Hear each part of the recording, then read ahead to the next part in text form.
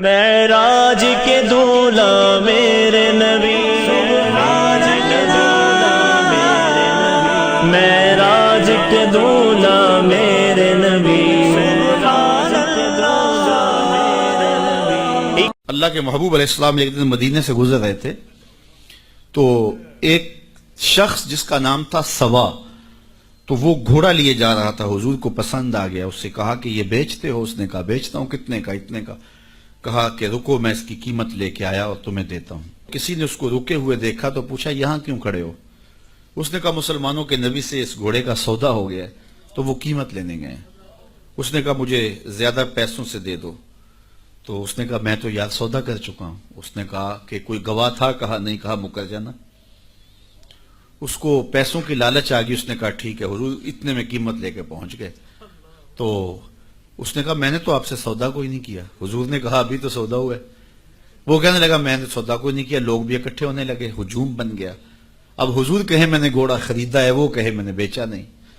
اب جب لوگوں کا ہجوم بنا تو لوگوں کے ہجوم کا بھی ایک پریشر ہوتا ہے۔ تو اس نے کہا کہ اگر بات لوگوں پہ چلی گئی تو صادق بھی یہ ہیں، امین بھی یہ ہیں، تو لوگ تو انہیں سچا کہیں گے۔ اس نے کہا اچھا مجھے یہ بتائیں کہ جب دو آدمیوں کے مابین یوں نزاع بن جائے تو اس میں تصفیہ کی صورت کیا ہوتی ہے آپ کی شریعت میں؟ تو حضور نے فرمایا میری شریعت تو کہتی ہے کہ جو مدعی ہے وہ گواہ لائے، والیمین علی من انکر، جو انکار کرتا ہے وہ قسم دے دے۔ اس نے کہا پھر ٹھیک ہے، آپ کا دعویٰ ہے کہ آپ نے گھوڑا خریدا ہے تو پھر آپ گواہ دیں، اور اگر آپ کے پاس گواہ نہیں ہے تو پھر میں قسم دے دیتا ہوں۔ جھوٹ اس نے پہلے بول لیا تھا، قسم دینا اس کے لیے مشکل نہیں تھا، اور اس کو یہ بھی پتا تھا گواہ کوئی نہیں۔ تو اس نے کہا جناب آپ گواہ پیش کر دیں تو میں گھوڑا دے دیتا ہوں جس قیمت پہ آپ بتا رہے ہیں، اور اگر آپ کے پاس گواہ نہیں ہے تو پھر میں قسم دے دیتا ہوں۔ اب بھری بزم تھی، لوگوں کا ہجوم تھا، اور اس نے ایک ایسی بات کی۔ قبل اس سے کہ کچھ دیر گزرتی، حضرت حذیفہ بن یمان الانصاری رضی اللہ تعالیٰ عنہ آگے بڑھے اور کہا کہ گواہی مانگتا ہے؟ اس نے کہا جی میں گواہی مانگتا ہوں۔ تو کہا میں گواہی دیتا ہوں، جتنے میں حضور نے بتایا اتنے میں سودا ہوا ہے اور حضور نے گھوڑا خریدا ہے۔ اس نے کہا جی ٹھیک ہے میرا مطالبہ پورا ہو گیا، گواہی چاہیے تھی، درکار تھی گواہی، وہ گواہی مل گئی۔ تو اس نے گھوڑا دے دیا اور قیمت اس نے لے لی۔ قیمت اس نے اپنی مرضی کی گھوڑے کے مطابق ہی لی تھی، وہ تو زیادہ پیسوں کے لالچ میں مکرا تھا۔ تو خیر اس کو راستہ نکلنے کا مل گیا۔ لوگ ہٹنے لگے تو حضور نے حضرت حذیفہ رضی اللہ تعالیٰ عنہ کو اشارے سے قریب کیا اور کہا کہ تم نے گواہی دی، تم تو موقع پہ موجود ہی نہیں تھے، تو تم نے گواہی کیسے دی؟ تو حضرت حذیفہ رضی اللہ تعالیٰ عنہ نے کہا حضور گھوڑا کیا ہے، آپ کے کہنے پہ تو ہم نے رب کی گواہی دے دی، ہم نے رب کو دیکھا تھا، آپ نے کہا نہ ہے تو ہم نے مان لیا، تو یہ گھوڑا کیا ہوتا ہے؟ تو حضور نے حضرت حذیفہ کا ہاتھ پکڑ کے فضا میں بلند کیا اور لوگوں کو کہا جانے والوں رک جاؤ۔ لوگ ٹھہر گئے۔ کہا کسی عدالت کچہری میں گواہ کی ضرورت ہو تو میری شریعت دو گواہ مانگتی ہے، لیکن جہاں میرا خزیمہ ہوگا، ہاں خذیفہ نہیں، خزیمہ بن ثابت انصاری رضی اللہ عنہ، جہاں میرا خزیمہ ہوگا وہاں ایک ہی گواہی دو کے قائم مقام ہوگا۔ فیض پہنچا اے رضا احمد پاک کا، ورنہ ہم کیا جانتے خدا کون ہے۔ میں اگر خدا سے ملنا چاہوں تو مجھے بتاؤ نہ کہ میں کدھر جاؤں، شرق کو جاؤں، غرب کو جاؤں، شمال کو جاؤں، جنوب کو جاؤں، نیچے سوراخ کروں، اوپر سیڑھی لگاؤں، کدھر جاؤں؟ آئیے ذرا قرآن کا اسلوب دیکھیے۔ وَإِذَا سَأَلَكَ عِبَادِي أَنِّي فَإِنِّي قَرِيبٌ، حبیب میرے بندے تیرے پاس آ کے میرا پوچھتے ہیں، بندے میرے ہیں، مجھے ڈھونڈتے ڈھونڈتے تیرے پاس آ گئے اور تیرے پاس آ کے پھر میرا پوچھنے لگے۔ فَإِنِّي قریب، ان آنے والوں کو بتلا دیجئے کہ میں دور نہیں ہوں، نیڑے ہی ہوں۔ فا تاقیبیہ کے بعد علماء تفسیر نے لکھا کہ کل مقدر ہے، یہاں کل ماننا پڑے گا۔ فَإِنِّي قریب اے فَقُلْ إِنِّي قریب، ان کو کہہ دیجئے کہ وہ دور نہیں، آگے ہو تو مل جائے گا۔ یہ ہے ترجمہ کل کے مقدر ماننے سے۔ لیکن صوفیہ فرماتے ہیں کل کو مقدر ماننے کی ضرورت ہی کیا ہے، بات ہی سیدھی ہے۔ حبیب میرے بندے مجھے ڈھونڈتے ڈھونڈتے تیرے تک آ گئے، تو محبوب جب تیرے تک آ گئے میں پھر بھی دور ہوں۔ میرے بندے جب مجھے ڈھونڈتے ڈھونڈتے تیرے تک جو آ گئے ہیں تو محبوب تیرے تک آ گئے ہیں تو میرے تک آ گئے۔ یہ تیرے پاس آ کے پھر میرا پوچھ رہے ہیں. جو تیرے پاس آ گئے وہ میرے پاس آ گئے، کیونکہ تیرے تک پہنچنا ہی تو میرے تک پہنچنا ہے. تو کہا اگر خدا تک پہنچنا ہے تو مصطفیٰ تک جانا ہوگا. بس یہی راستہ خدا تک پہنچتا ہے. ہم سارا ملبہ حکومتوں پہ ڈال دیتے ہیں. حکمران اچھے نہیں ہیں، انہوں نے ہمارا یہ حال کر دیا ہے.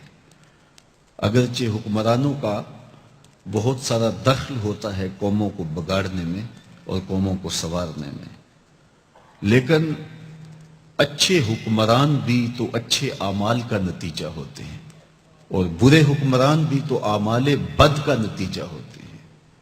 اللہ تعالیٰ جل شانہ نے قرآن مجید میں ایک مقام پہ ارشاد فرمایا، وہ اس بات پہ قادر ہے کہ تمہارے اوپر سے بھی عذاب بھیجے، تمہارے نیچے سے بھی عذاب بھیجے. امام قرطبی نے حضرت عبداللہ ابن عباس رضی اللہ تعالی عنہ سے روایت کی ہے کہ اوپر کا عذاب یہ ہے کہ تمہارے حکمران نااہل ہوں، اور نیچے کا عذاب یہ ہے تمہارے ماتحت خائن ہوں. تمہارے حکمران نااہل ہوں، تمہاری اولادیں نافرمان ہوں، تو یہ اوپر نیچے کا عذاب ہے. تو یہ عذاب کیسے آتا ہے؟ حضور علیہ السلام کا ایک فرمان سنیے. آقا کریم نے ارشاد فرمایا، کما تکونون کذالک یؤمر علیکم، تم جس طرح کے ہوگے تمہارے اوپر اس طرح کے حکمران مسلط کر دیے جائیں گے. اگر تم اچھے نہیں ہو تو رحمتوں کی چھتڑیاں نہیں تانی جائیں گی، اور اگر تم صالح ہوگے تو پھر اچھے لوگ تمہارے اوپر رکھے جائیں گے. ایک روایت میں آتا ہے، اعمالکم امالکم، تمہارے اعمال ہی تمہارے حکمران ہیں.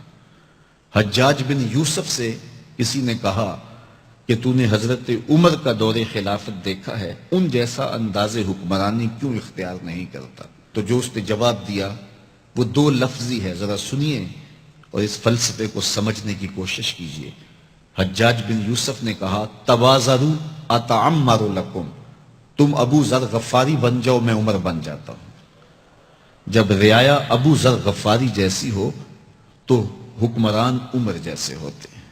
جب میں کہتا ہوں الہی میرے احوال دیکھ، حکم ہوتا ہے اپنا نامہ اعمال دیکھ.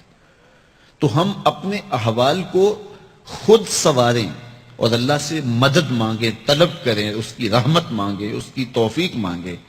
جب ہم خود صحیح ہو جائیں گے تو اطراف میں بھی نور پھیلے گا، ہمارے اوپر بھی رحمتوں کی چھتریاں تان دی جائیں گی. لیکن ہم خود سنورنا نہیں چاہتے، اور پورے معاشرے کو سنوارنے کی ذمہ داری ہم نے اٹھا رکھی ہے. اس لیے ہمیں خود اپنے آپ کو سنوارنے کی تلقین کی گئی ہے، اور اس کے لیے ہمیں اپنے ظاہر کی اور اپنے باطن کی اصلاح کی ضرورت ہے. انسان کے کچھ اعضاء ظاہری ہیں اور کچھ اعضاء باطنی ہیں. دونوں کو جب وہ سنوار لیتا ہے تو ایک ستھرا اور پاکیزہ وجود تشکیل پاتا ہے. میرے اور آپ کے آقا و مولا حضور نبی رحمت صلی اللہ علیہ وآلہ وسلم نے ارشاد فرمایا، جو مجھے ضمانت دے دے جو اس کے دو جبڑوں کے درمیان ہے، یعنی زبان، اور جو اس کی دو ٹانگوں کے درمیان ہے، اس کی پارسائی کی جگہ، فرمایا میں محمد اس کو جنت کی ضمانت دیتا ہوں.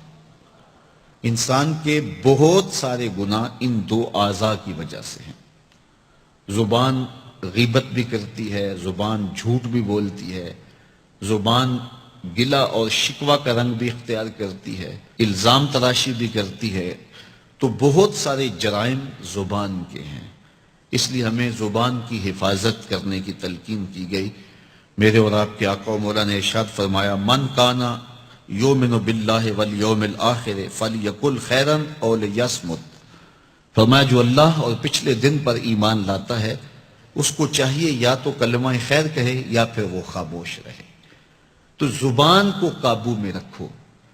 اللہ تعالیٰ جل شانہ نے اس زبان کو 32 دانتوں میں جکڑ کے رکھا ہے، لیکن اس کے باوجود پھر بے قابو ہو جاتی ہے، اور بہت سارے ہمارے گناہ ہماری زبان کی وجہ سے ہیں. تو ان دو اعضاء کی خاص طور پہ حفاظت کرنے کی تلقین کی گئی، اور ساتھ ضمانت دی گئی کہ اگر تم ان دو اعضاء کی حفاظت کی مجھے ضمانت دیتے ہو تو میں تمہیں جنت کی ضمانت دیتا ہوں. بلکہ ہمیں اپنے رویوں کو بھی محتاط کرنے کی تلقین کی گئی ہے. تو اپنی زبان سے، اپنے عمل سے، اپنے کردار سے، اپنے اشارے سے، اپنے کنائے سے، اپنے رویے سے دوسرے مومن بھائی کی بہتری کے لیے سوچا جائے کہ ہر گوشے میں قرآن سنا کر دم لینا، اب رکنا نہیں، اب تھمنا نہیں، فردوس میں جا کر دم لینا، آفاق کے ہر گوشے میں قرآن سنا کر دم لینا،